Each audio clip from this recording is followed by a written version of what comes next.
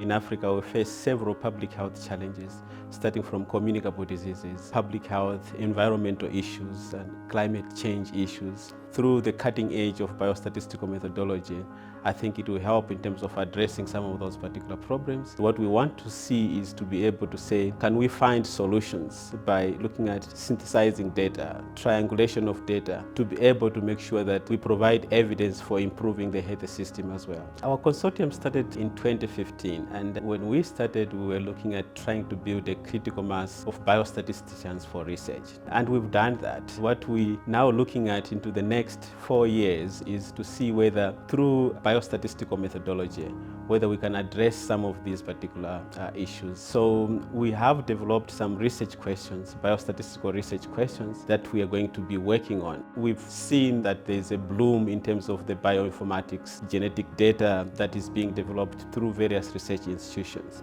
This has provided a large pool of data, and what we want to see in terms of how can we understand the etiology and epidemiology of disease through using these particular data. So what we want to use is data science, artificial intelligence, and bioinformatics to be able to address and analyze this data so that we can provide answers in terms of the epidemiology and etiology of the disease. We talked about health systems being overburdened. So how can we improve that? It's through triangulation of data.